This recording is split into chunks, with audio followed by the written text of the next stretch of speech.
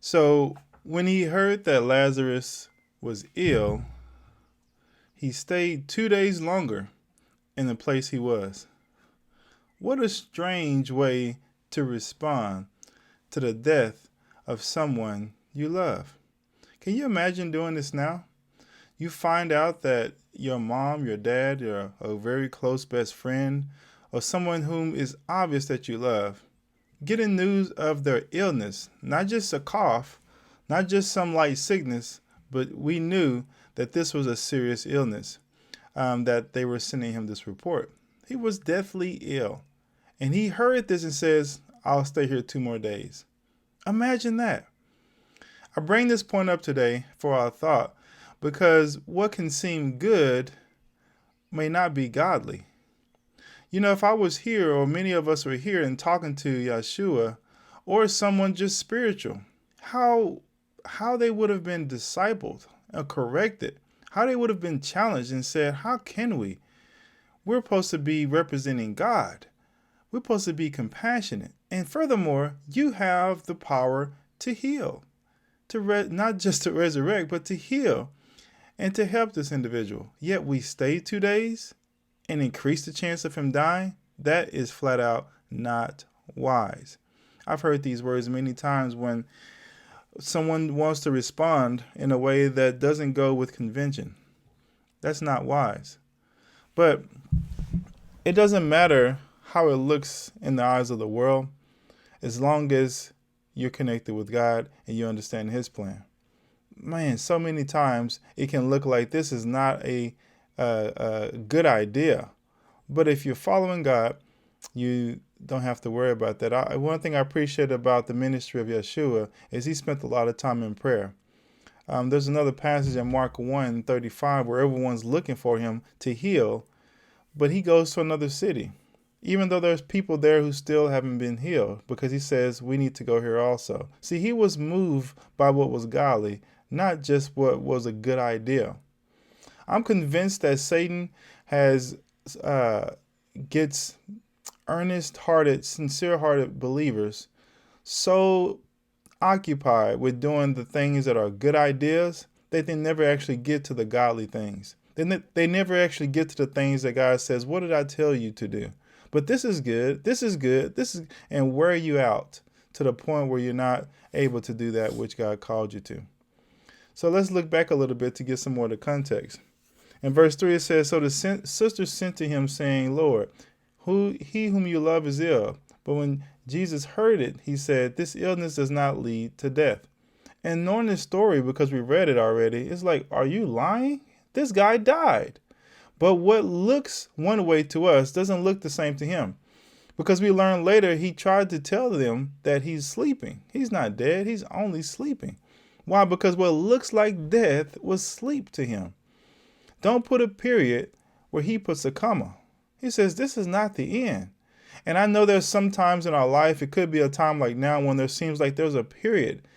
This is done. I'm finished. I can't believe this has happened in my job, in my family, to my children, to my spouse, my marriage. Whatever it is right now, this is a thud of a period. But he's saying, no, it's a comma. And it's opened up an opportunity for me to do something now. Matter of fact, you see it written right here. This illness does not lead to death. It is what? For the glory of God.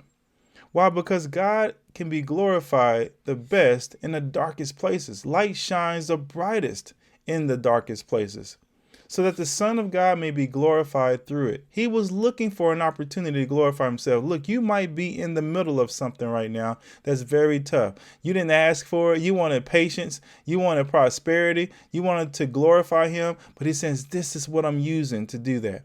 This is what I'm using to bring that about. Please don't tap out. I'm reminded of the scripture in James 1 that says, consider it pure joy, my brothers, when you face trials of many kinds, knowing that the testing of your faith develops perseverance. Perseverance must finish its work so that you may be mature and complete, not lacking anything. So he said, I have a purpose in what I'm doing, and the purpose is through the pain. Man, how I run from the pain. Who prays for pain? I want the glory. I want the prosperity. I want the riches. I want the faithfulness. I want the patience and love and kindness. But who wants the pain and suffering that come by which they come? We don't want this part. But yet he says this happened for his glory. So I want to encourage you today, if you're going through a tough time, if you're not, you may be heading there or coming out of one, because our lives are riddled with such, especially if we seek to do his will. He doesn't give us a comfortable pillow. He doesn't give us, that's not the life we live. Sure, we have comfortable moments, but we are in such a position as to give him glory by glorifying him through those tough times. So it says, now Jesus loved Martha and his sister, and her sister and Lazarus. So when he heard that Lazarus was ill, he stayed 2 days longer in the place he was. Can you stay still in the midst of the storm? He stayed where he was for 2 more days, knowing that this was going to lead to what looks like death. This is going to lead to a lot of pain. The last thing I want for my kids, my wife, any of my family is for them to suffer. But yet, here he is saying, I know this is going to lead to a lot of pain, yet I'm not moving. I'm going to stay right here. Can you be still in the midst of that pain and say, it's okay, I still trust him. I still trust him. So I want to encourage you again with these words, saying, look, although it looks one way, don't do what's good, do what's godly. And being still, having that peace and trusting him is the best thing we can do.